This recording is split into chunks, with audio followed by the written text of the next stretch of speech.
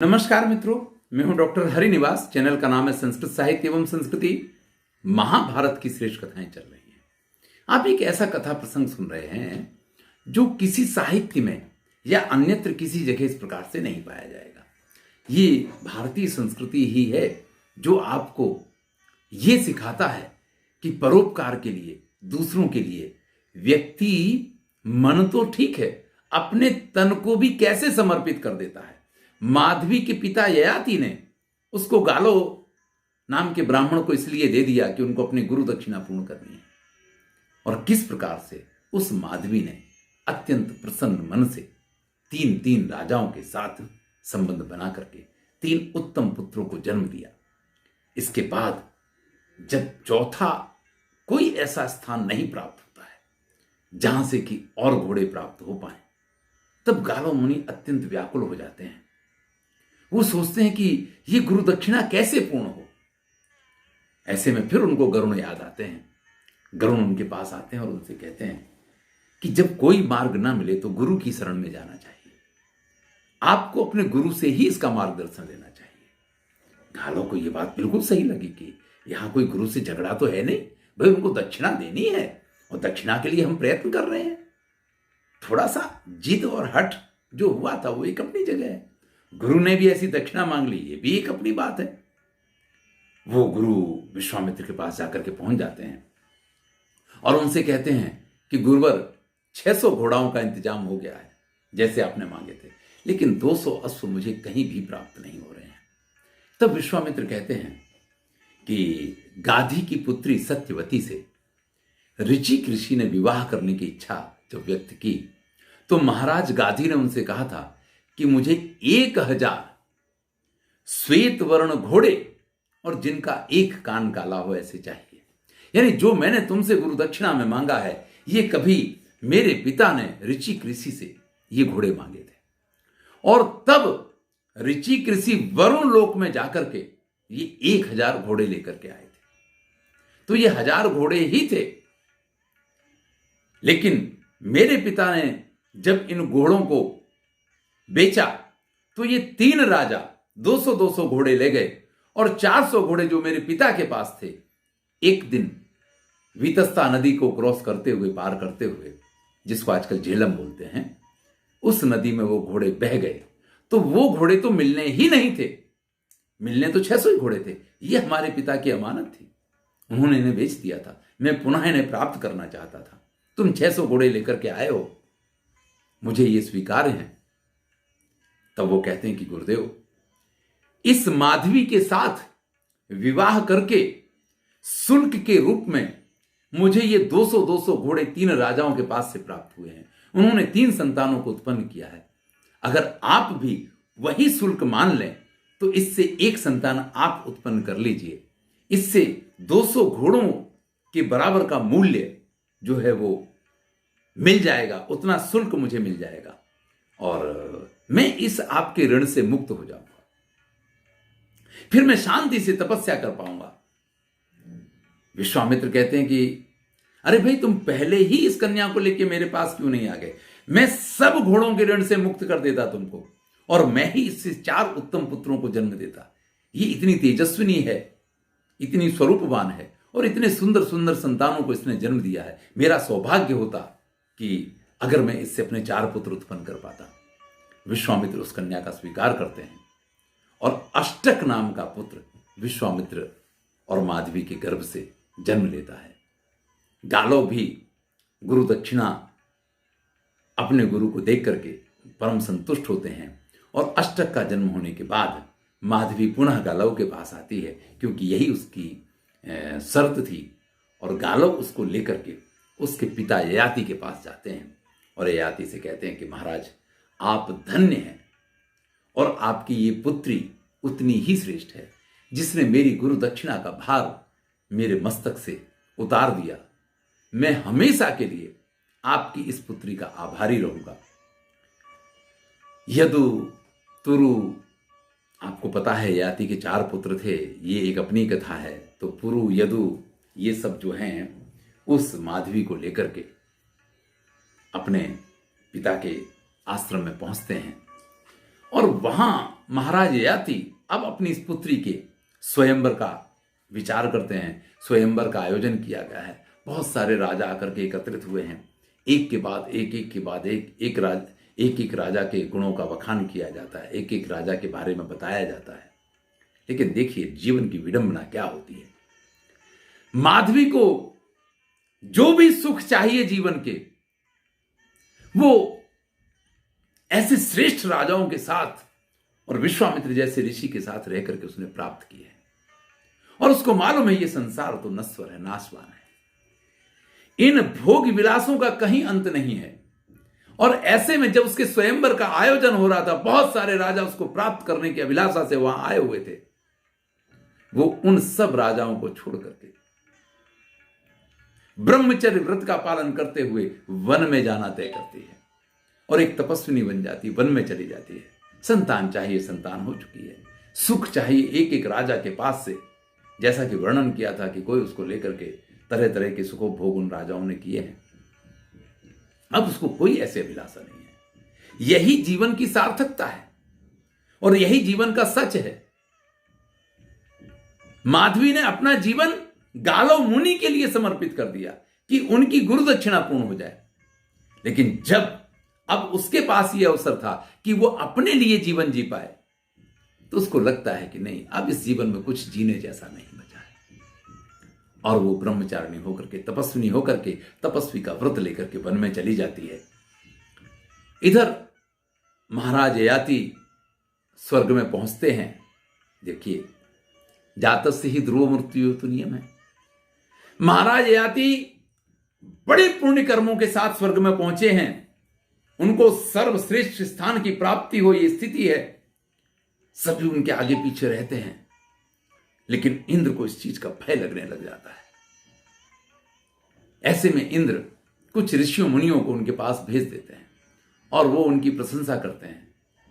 वो प्रशंसा करते वहां तक तो ठीक है, ययाति ऐसे चक्कर में पड़ जाते हैं और वो स्वयं अपनी प्रशंसा करने लग जाते हैं। हाँ, मैंने तो ऐसा किया, मैंने तो ऐसा किया, मैंने तो ऐसा किया। शास्त्र ये कहते हैं कि व्यक्ति जब स्वयं अपने गुणों की प्रशंसा करता है तो ये सबसे निकृष्ट कार्य उसका होता है और इससे उसके पुण्यों का क्षय तुरंत हो जाया करता है। ययाति के पुण्यों का क्षय हुआ और तुरंत ही उनको यह शाप मिला कि आपका क्षीणे पुण्य मर्त्यलोके विशंति, पुनः आपको मृत्युलोक में जाना पड़ेगा। इतने सारे पुण्य कर्म करने के बाद भी ययाति स्वर्ग में नहीं रह पाए, क्योंकि ययाति ने अपने गुणों का वर्णन अपने मुख से किया। भैया, अपनी प्रशंसा अपने आप नहीं की जाती है। लेकिन जब वो स्वर्ग से नीचे गिरने लग जाते हैं तो वो ये प्रार्थना करते हैं कि मुझे सदेह स्वर्ग गए थे। हां, देखिए, ये मैं आपसे कहना भूल गया, वो सदेह स्वर्ग पहुंचे थे, अपने शरीर के साथ स्वर्ग पहुंचे थे। इतने पुण्य कर्म उन्होंने किए थे। तब उन्होंने ये प्रार्थना की कि मैं गिरूं तो सही मृत्युलोक में, लेकिन किसी ऐसी जगह पे गिरूं जहां कुछ श्रेष्ठ लोग, क्योंकि जन्म भी जब बालक लेता है तो वही बालक ऐसे उत्तम कुल में जन्म लेता है या ऐसे उत्तम देश प्रदेश और जगह पे जन्म लेता है जिसने पुण्य कर्म किए हो। श्रीमद् भगवद गीता में ये बात कही गई। मैं कई बार इस बात को कहता हूं कि सुचि नाम श्रीमताम गेहे योग भ्रष्टो भी जाए थे। तो उन्होंने प्रार्थना की मेरा जन्म किसी ऐसी जगह, या मैं गिरूं तो किसी ऐसी जगह पे गिरूं। मैं तो इसको पुनर्जन्म ही मानता हूं।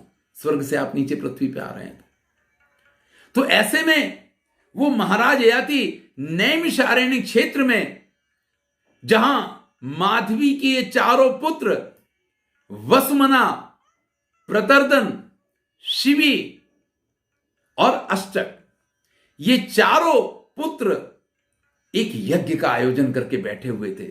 बहुत बड़ा यज्ञ चल रहा था। ययाति वहीं आकर के गिरते हैं।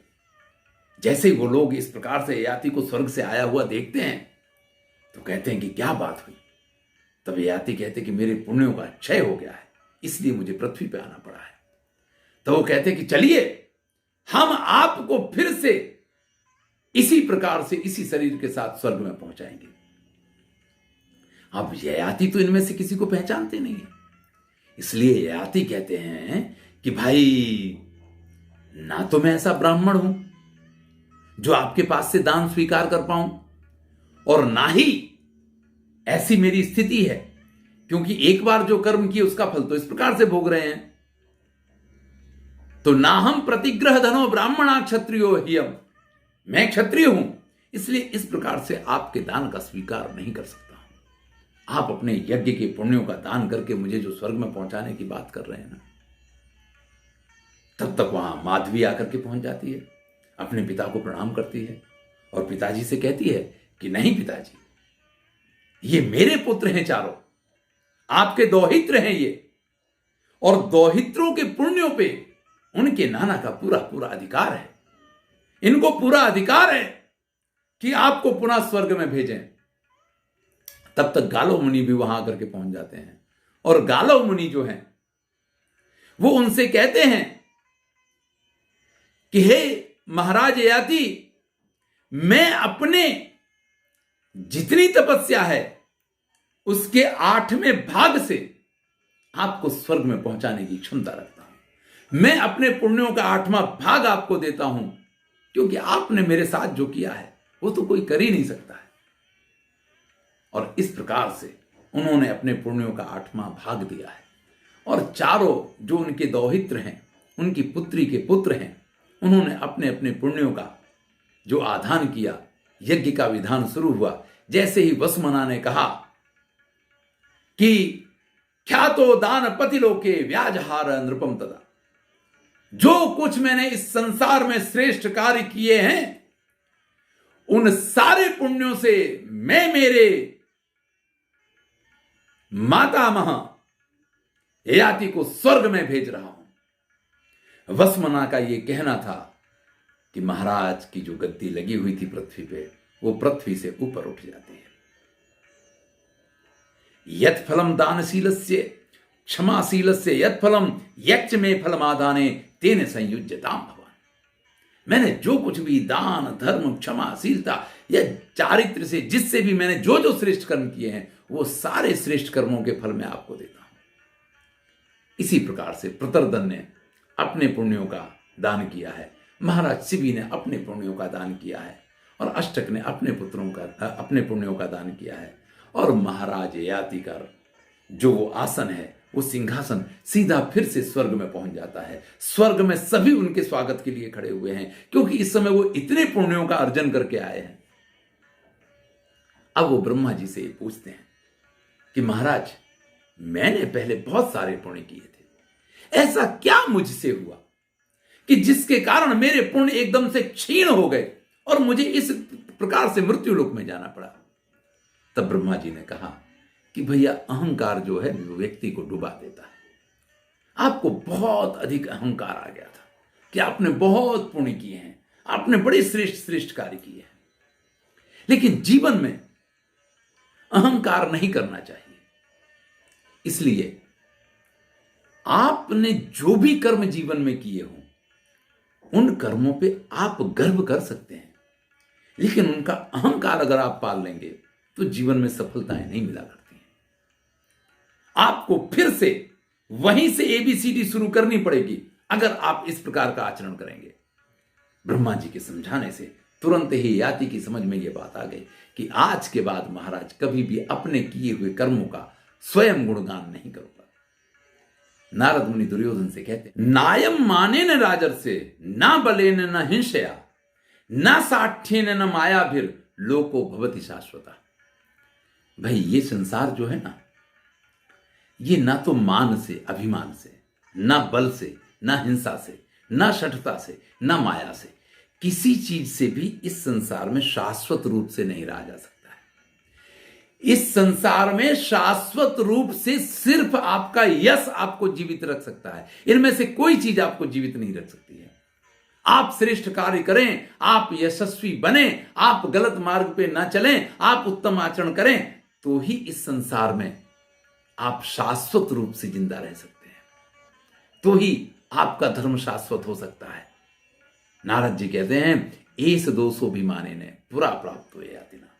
हे दुर्योधन, इस प्रकार से अभिमान करके ययाति ने जो दुख भोगे, निर्बध्नताति मात्रम चा गालवे न महीपते, और अत्यंत हठाग्रह करके, दुराग्रह करके गालव ने जो पीड़ा उठाई, वो दोनों कथाएं मैंने आपको सुनाई। अब तुमको समझ जाना चाहिए, तुम तो हठाग्रह भी कर रहे हो, जो गालो और ययाति ने दोनों ने मिलकर के किया, तुम तो अकेले वो दोनों काम कर रहे हो, तुम्हारी क्या दशा होगी ये तुम्हें समझना चाहिए। इस प्रकार से नारद मुनि ने तो बड़ा समझाया, लेकिन जैसा कि आप जानते हैं कि समझ जाए तो फिर वो दुर्योधन कैसे है, फिर तो महाभारत का युद्ध ही ना होता। इसलिए अगर आप मानते हैं कि नियति ही बलवान होती है तो दुर्योधन को नहीं समझना था, क्योंकि नियति यही थी। तो दुर्योधन नहीं समझा है। अब देखिए आगे क्या होता है इस कथा में, इसको हम अगले वीडियो में सुनेंगे। मैं हूं डॉक्टर हरिनिवास और चैनल का नाम है संस्कृत साहित्य एवं संस्कृति। महाभारत की श्रेष्ठ कथाएं चल रही हैं। यहाँ कुछ इस प्रकार की भी कथाएं हैं जिनकी आप अपने जीवन में कल्पना भी नहीं कर सकते हैं, या जिसको आप इस रूप में समझ भी नहीं सकते हैं, लेकिन महाभारत में हैं, इसलिए आपको सुना रहा हूं। आनंद लीजिए और अगर अच्छा लगे तो मित्रों के साथ शेयर कीजिए। धन्यवाद।